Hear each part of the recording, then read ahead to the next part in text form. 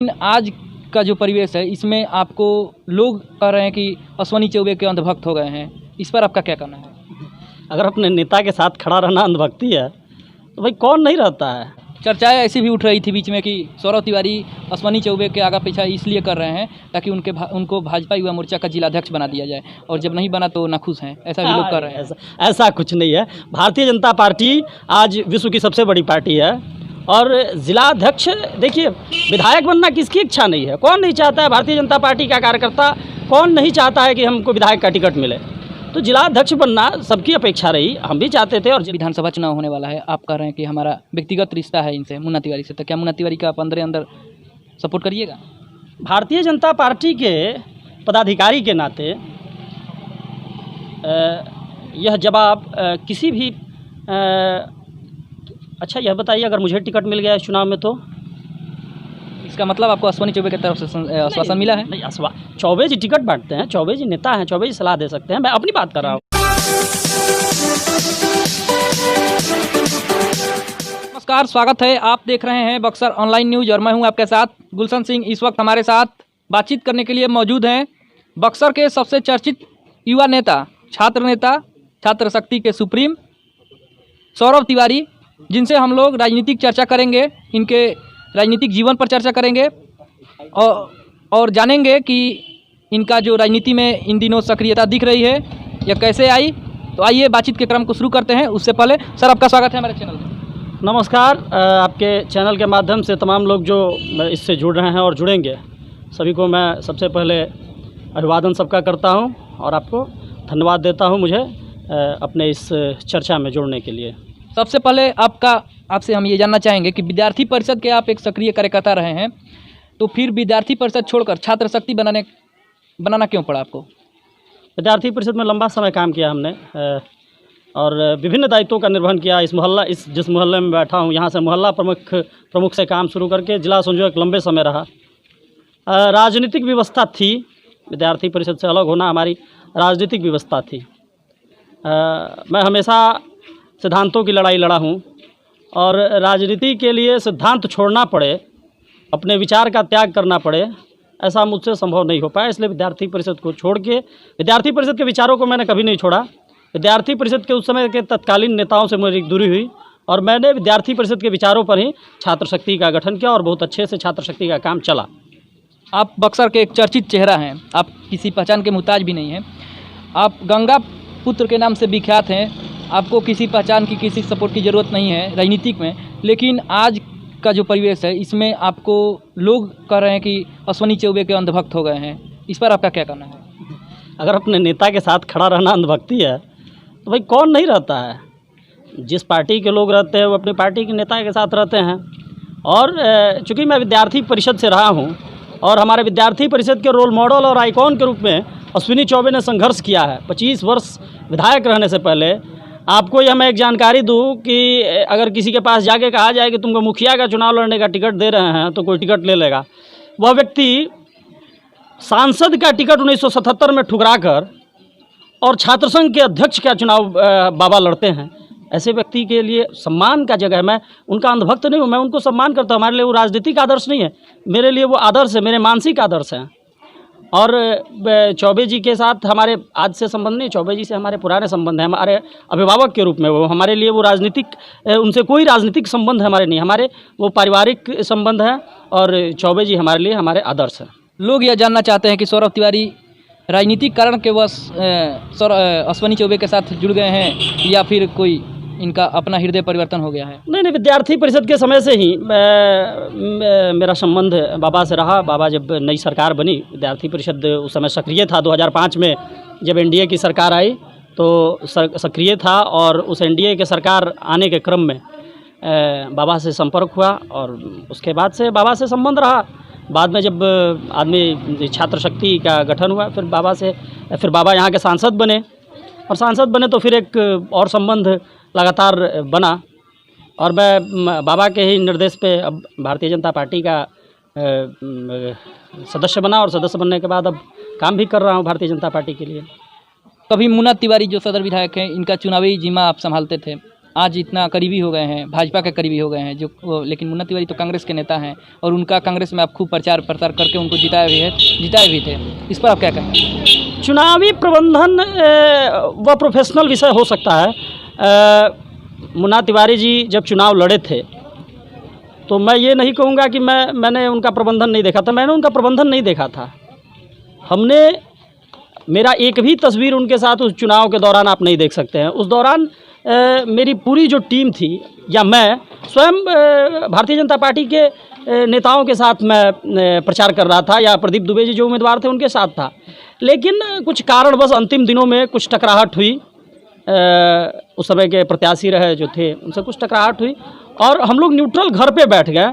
हमारे विरोधियों ने हमारे विरोधियों ने एक हल्ला फैलाना शुरू किया कि ये लोग चाहते हैं कि भारतीय जनता पार्टी का प्रत्याशी चुनाव हार जाए, ऐसा एक माहौल बना के, जबकि ऐसा नहीं था कि मैनेजमेंट के लिए कोई स्पेशली, वो हमारे एक परिचित की प्रोफेशनल टीम वो काम देख रही थी।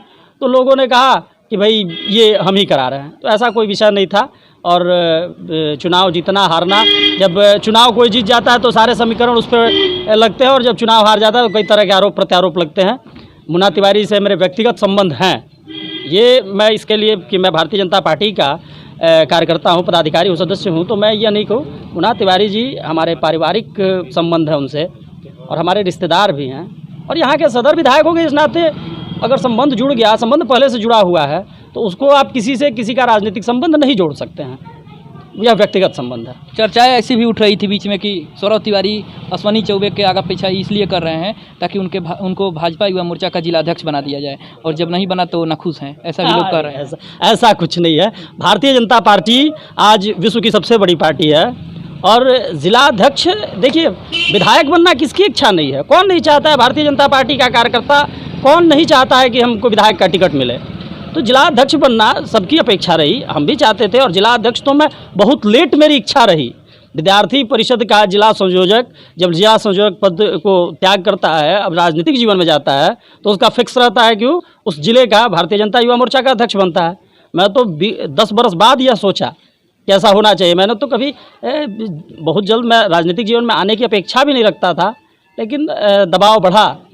चौबे जी का भी निर्देश था, भारतीय जनता पार्टी के कई बड़े नेताओं का दबाव था कि भाई तुमको सक्रिय रूप से काम करना चाहिए। और भारतीय जनता पार्टी इस बार जिला अध्यक्ष नहीं बनने का एक दूसरा कारण था। जिला अध्यक्ष बनने के लिए एक इस बार पोर्टफोलियो तय किया गया था कि जिला अध्यक्ष वही बनेगा जो पूर्व में कोई पद युवा मोर्चा में उसका रहा हो, और इससे पहले मेरा युवा मोर्चा में कोई पद नहीं था, इसलिए मेरा कोई विषय नहीं बनता था। और चौबे जी से नाखुशी उस व्यक्ति से होती है जिससे कोई अपेक्षा रहती है। बाबा हमारे आदर्श हैं, उनसे हमारी कोई अपेक्षा रहेगी तब ना हमको।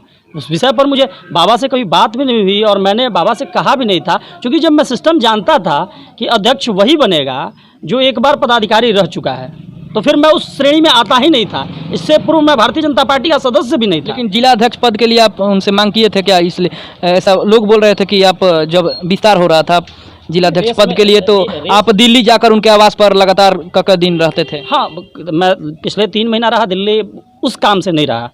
मेरे भांजे का ऑपरेशन था, हार्ट का ऑपरेशन था, उस क्रम में मैं 3 महीना दिल्ली आते जाते रहा। और बाबा से मैंने इच्छा भी जताई थी और अन्य लोगों से भी इच्छा जताई थी, केवल बाबा से ही नहीं, भारतीय जनता पार्टी के हमारे स्वजातीय जो नेता थे, क्योंकि आप जब तक छात्र राजनीति में रहते हैं तब तक जाति की चर्चा नहीं होती है, लेकिन जब उससे ऊपर आप जाते हैं तो वहाँ जातियों की चर्चा होती है। तो अपने स्वजातीय नेता और अपने फेवरेबल नेता सबसे हमने बात कही थी, लेकिन उस समय तक ठीक था। लेकिन जब उसका पोर्टफोलियो बना, जब सिस्टम बना कि नहीं वही व्यक्ति जिला अध्यक्ष उस जिले का बनेगा जो व्यक्ति पहले पदाधिकारी हो, तो इस नाते प्रियरंजन जी पहले प्रदेश कार्य समिति में थे, प्रियरंजन जी बने। प्रियरंजन हमारे छोटे भाई हैं और उनके साथ हम लोग काम कर रहे हैं। भाजपा में आने से पहले आपकी जितना लोकप्रियता थी, उसमें क्या आपको नहीं लगता है कि आप जब से भाजपा में जुड़ गए हैं तो छात्र नेता के समय आपसे जितना लोग आपके समर्थन में रहते थे, एक बोली पर आपके साथ हज़ारों की भीड़ खड़ी हो जाती थी, वो अब नहीं रहा है? ऐसा ही तो पता चलेगा कोरोना के बाद ना। ये तो अभी कोरोना में भीड़ जुटाना ही नहीं है, मुझे तो नहीं लगता है, क्योंकि जूम ऐप पे मैं यह सोच के नहीं, मैं आज भी छात्रों के बीच सक्रिय रहता हूँ। ऐसा नहीं है कि मैं युवा नेता हूँ तो कॉलेज कैंपसों में आना जाना कम हुआ है, लेकिन आज भी मैं जूम ऐप पे लोगों को जोड़ता हूँ। सैकड़ों लोग मेरे केवल एक मैसेज पे जुड़ते हैं, तो अभी तक मुझे नहीं लगा है कि मेरी लोकप्रियता कम हुई। मुझे लगा मेरी लोकप्रियता बड़ी है। लोगों को पहले एज ए छात्र नेता समझ में आता था, अब लोग मुझसे अगली उम्मीद भी रखते हैं, तो उस नाते भी लोगों का समर्थन, प्यार, स्नेह, विश्वास मेरे प्रति बढ़ा है। छात्र नेता के तौर पर जब तक आपने काम किया तब आपने देश स्तर पर कई पुरस्कार आपको दिया गया है, कई पुरस्कारों से आप सम्मानित हुए हैं, तो क्या अब आगे इस तरह का मिलेगा जब से पार्टी में आप ज्वाइन कर लिए हैं? तो देखिए, सामाजिक काम जो है हमारा एक शुरू से सोच रहा है, नहीं चाहिए धन वैभव, नहीं चाहिए सम्मान। मैं कोई भी काम ये सोच के नहीं मैंने किया। मैं छात्र राजनीति में भी जब आया तो मैं यह सोच के मैंने यह काम नहीं किया कि मैं विद्यार्थी परिषद का जिला संयोजक बन जाऊँ, बहुत चर्चित हो जाऊँ। काम एक लक्ष्य। गंगा सफाई अभियान भी जब मैंने शुरू किया, कभी या रक्तदान का जो हम काम करते हैं, गरीब छात्रों के पढ़ाई के लिए जो हम काम करते हैं, उसकी चर्चा तो मैं करता ही नहीं हूँ। जो हम लोग मार्गदर्शन का काम करते हैं गरीब छात्रों के बीच में, आज बता रहा हूँ आपके माध्यम से कि अगर कोई भी गरीब बच्चा पढ़ना चाहता है तो वह हमारे सहयोग से, और ऐसा नहीं है कि हम उसको पैसा दे के पढ़ाएंगे, अगर वह लड़का मैट्रिक तक का ट्यूशन पढ़ना चाहता है, तेज़ लड़का है, उसका इंटरव्यू करा के और बक्सर के किसी एक प्रतिष्ठित कोचिंग में उसका मैट्रिक तक का फ्री पढ़ाई कराएंगे, फिर इंटर तक का फ्री पढ़ाई करेंगे, ग्रेजुएशन की उसकी पढ़ाई कराएंगे, उसको परीक्षा फॉर्म भरने में पैसे का सहयोग करेंगे। ऐसा व्यवस्था हमारी टीम छात्र शक्ति करती है। छात्र शक्ति गंगा सफाई अभियान करती है। छात्र शक्ति का जो स्टूडेंट वेलफेयर का काम है वो चल ही रहा है। तो छात्र शक्ति का काम अलग चलेगा। छात्र शक्ति के लिए अब मैं एक मेंटर की भूमिका में रह गया हूँ। छात्र शक्ति के राजनीतिक निर्णयों का भी मैं फैसला नहीं लूँगा। मैं जैसे छात्र संघ चुनाव हुए, मैंने कहा है कि छात्र शक्ति अब छात्र संघ चुनाव नहीं लड़ेगी। मैं पिछला बार छात्र संघ चुनाव लड़ा और हमने सबको बताया कि छात्र राजनीति में अभी भी हमारी भूमिका है, लेकिन इस बार हमने प्रयास ऐसा किया है, अब छात्र शक्ति के लोग तय करेंगे क्या करना है। मैंने अपना सलाह दे दिया है कि छात्र शक्ति अब छात्र संघ चुनाव में चुनाव नहीं लड़ेगी। अब हम सामाजिक रूप से काम करेंगे, स्टूडेंट वेलफेयर का काम करेंगे, लेकिन चुनाव नहीं लड़ेंगे। जिस तरीके से आप अश्वनी चौबे का कोई भी विरोध करता है उस पर हमलावर हो जाते हैं उनका पक्ष लेकर, तो क्या ये मान लिया जाए कि आपको अश्वनी चौबे की तरफ से कोई आश्वासन मिला है राजनीतिक लाभ की तरफ? नहीं, ऐसा कुछ नहीं है। हम अपने नेता के समर्थन में खड़े होते हैं। किसी भी पार्टी और विचार की बात अगर हम करते हैं, आप किसी दूसरे दल के नेता के खिलाफ अगर कोई बोलता है तो आपके फेसबुक कमेंट पे लोग गाली गलौज तक उतर जाते हैं। हम लोग तो केवल उसका जवाब देते हैं। बहुत सारे लोग गलत तथ्यों पर अब हल्ला करेगा लो। मैं 2-3 लाइन बता देना चाहता हूँ, उस विषय पर मैं विषयांतर नहीं करना चाहता हूँ। एक इशू यहाँ है चौबे जी के खिलाफ कि एम्स भागलपुर चला गया, बस एक इशू। मैं पूछना चाहता हूँ तमाम बक्सर के लोगों से, जितने विद्वान हैं और फेसबुकिया विद्वानों से, खासकर फेसबुकिया विद्वानों से, विद्वान व्यक्तियों की बात छोड़िए, जो फेसबुकिया विद्वान हैं, जो विरोधी विचारधारा के लोग हैं, कि भाई पहले ये पता कीजिए कि एम्स का नींव कहाँ गड़ रहा है, एम्स बन कहाँ रहा है। तो एम्स बन रहा है दरभंगा में। आप चाहिएगा कि घर घर एम्स बने तो आप कहिएगा कि हम चौबे जी के समर्थक हैं। ये कोई विषय नहीं है। ये विषय की बात है कि आप जब भी बात करते हैं एम्स की, तो एम्स हमारे दक्षिण बिहार में पटना में है, उत्तर बिहार में दरभंगा में बन रहा है। चौबे जी के माध्यम से मेडिकल कॉलेज बन रहा है। एक दिन में आप मेडिकल कॉलेज बना लीजिएगा। इंजीनियरिंग कॉलेज इटाढ़ी में खुला। उसके बाद आप वहाँ बात कर रहे हैं, ओवरब्रिज की बात हो रही है। ओवरब्रिज के लिए जो प्रक्रिया है, जो पोर्टफोलियोज है कि उसका पहले मिट्टी जांच होगा, मिट्टी जांच के बाद प्रक्रियाएं तय होंगी। पिछले 70 सालों में कई लोग रहे हैं, मैं भारतीय जनता पार्टी के भी सांसद रहे हैं, कई लोग रहे हैं। सबके पीछे यह एक माहौल बनाया गया, चौबे जी के खिलाफ एक राजनीतिक षड्यंत्र है। यह जान लीजिए, जो भी व्यक्ति काम कर रहा है उस ओवरब्रिज के लिए, जो सामाजिक कार्यकर्ता भी काम कर रहा है, वो कहीं ना कहीं राजनीतिक विचारधारा से प्रेरित होके, राजनीतिक षड्यंत्र में समाहित होके और चौबे जी के प्रति एक विरोध शुरू कर रहा है। ये अब कोरोना काल में एक माहौल आया कि भाई चौबे जी घूम क्यों नहीं रहे? भाई ये घूमने का समय है क्या? यह अगर कोई भी सांसद, विधायक या कोई भी नेता, मैं ही अगर घर घर जाकर घूमने लगूँ तो मेरे साथ 30-40 लड़के घूमेंगे। वो 30-40 लड़के कहाँ किसके संपर्क में आए, किसको टच करेंगे? वो मैं कोरोना बढ़ाने की बात है। लेकिन जिस तरह से पप्पू यादव घूम रहे हैं, हर विधायक और हर सांसद अपने अपने क्षेत्र में आ रहा है, तो ये सवाल तो खड़ा होता है अश्वनी चौबे पर कि एक भी बार झांकने नहीं आए हैं अपने बक्सर में।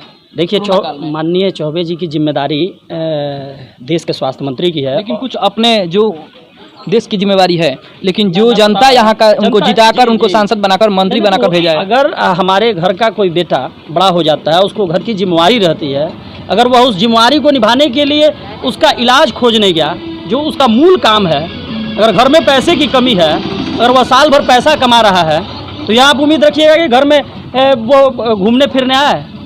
चौबे जी को अभी वैक्सीन बनाने की जिम्मेदारी पूरी दुनिया की सबसे बड़ी जिम्मेदारी है कि देश में वैक्सीन बनना चाहिए।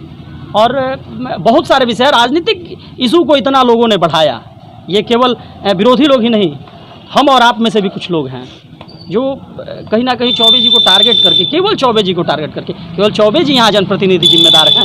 मैं ये नहीं कह रहा हूँ कि चौबे जी जिम्मेदार नहीं, जिम्मेदार हैं, चौबे जी की जिम्मेवारी बनती है, लेकिन उसके पीछे भी कई लोग हैं जिनसे हम सवाल खड़े कर सकते हैं। चौबे जी संत आदमी हैं, जवाब नहीं देते हैं। कुछ लोग ऐसे भी हैं जिनके खिलाफ आप खड़े नहीं हो सकते, आप खड़ा होइएगा तो जवाब नहीं दे पाइएगा, तो ऐसे लोगों के खिलाफ नहीं बोलता है लोग। मान लीजिए उस समय तो संसद का, लोकसभा का चुनाव था, तो आप अश्विनी चौबे का ये किए, सपोर्ट किए, लेकिन अब विधानसभा चुनाव होने वाला है, आप कह रहे हैं कि हमारा व्यक्तिगत रिश्ता है इनसे, मुन्ना तिवारी से, तो क्या मुन्ना तिवारी का आप अंदर सपोर्ट करिएगा? भारतीय जनता पार्टी के पदाधिकारी के नाते यह जवाब किसी भी अच्छा यह बताइए, अगर मुझे टिकट मिल गया इस चुनाव में तो इसका मतलब आपको अश्विनी चौबे की तरफ से आश्वासन मिला है? नहीं, चौबे जी टिकट बांटते हैं, चौबे जी नेता हैं, चौबे जी सलाह दे सकते हैं। मैं अपनी बात कर रहा हूँ। केंद्रीय मंत्री हैं तो पैरवी कर सकते हैं। पैरवी कर सकते हैं, पैरवी के लिए मैं कहूँगा भी नहीं, और मैं टिकट के रेस में भी अभी नहीं हूँ। इच्छा है, इच्छा में कहीं कमी नहीं है, इसके लिए मैं आने वाले भविष्य में तैयारी करूँगा, वो सारे विषय अलग हैं। लेकिन यह जान लीजिए कि राजनीति में मैं जिस पार्टी का सदस्य हूँ उस पार्टी के प्रति हमारी निष्ठा है। मैं भारतीय जनता पार्टी का कार्यकर्ता हूँ, भारतीय जनता पार्टी का सदस्य हूँ, और भारतीय जनता पार्टी की सरकार बने बिहार में, भारतीय जनता पार्टी के चारों विधायक इस बार जीते, यह हमारी भूमिका होनी चाहिए और होगी। और आ जाएंगे मुन्ना तिवारी आपके घर आ जाएंगे कि हमको सपोर्ट करिए, तो क्या करिएगा? व्यक्तिगत संबंध, चाय पिलाएंगे, सारे विषय व्यक्तिगत संबंध के हैं। राजनीतिक संबंध में हम अपने पार्टी के साथ खड़े हैं, और मैं इस साल भारतीय जनता पार्टी का सदस्य बना, और इस नाते भारतीय जनता पार्टी के पूर्ण बहुमत की सरकार बने, इसके लिए लगूंगा पूरे बिहार में। आपके हिसाब से बक्सर में कौन सा मुद्दा हावी होगा? बक्सर में विकास का मुद्दा तो है, निश्चित रूप से बक्सर शहर में विकास के मुद्दे हैं, सवाल पूछे जाएंगे। जिम्मेदार कौन होगा? जिम्मेदार केंद्र में तो केंद्र की बात नहीं, देखिए विधानसभा चुनाव में तो जिम्मेदार निश्चित रूप से जो अगुवा होता है वही होगा। तो अभी तो अगुवा जो है उसके खिलाफ ही सवाल पूछे जाएंगे, तो निश्चित रूप से विधायक पर प्रश्न खड़े होंगे। और देखिए, चुनावी समीकरण केवल लोकल इशू पर ही नहीं होते हैं, बिहार का भी मुद्दा है, और बिहार के मुद्दे पर चुनाव लड़ेंगे। जिस तरह से बिहार में नीतीश कुमार के नेतृत्व में बिहार की सरकार, हमारी सरकार ने जिस तरह से विकास का काम किया, एक मूलभूत संरचना इस पूरे कोरोना काल में जिस तरह सरकार ने गरीब गुरबा तक, खेतिहर मजदूर किसानों तक, विकास की अंतिम धारा में जो लोग अंतिम पंक्ति में खड़े लोगों तक कार्य करने का काम, उनको बचाने का काम, उन तक राशन पहुंचाने का काम सरकार ने किया है। निश्चित रूप से हम पूर्ण बहुमत की सरकार इस बार बिहार में बनने जा रही है, एनडीए गठबंधन। विधानसभा चुनाव में आपकी भूमिका क्या रहेगी? विधानसभा चुनाव में मैं पूरे बिहार में, चूँकि अपने समय में छात्र राजनीति के समय में मैं अच्छे वक्ता के रूप में जाना जाता था, तो मैंने पार्टी से कहा भी है कि पूरे बिहार में अपने पार्टी का पक्ष रखने के लिए मुझे जितनी सभाएं करने की अनुमति दी जाए मैं करने के लिए तैयार हूं, और पार्टी के प्रचार के लिए पूरी ताकत लगाऊंगा।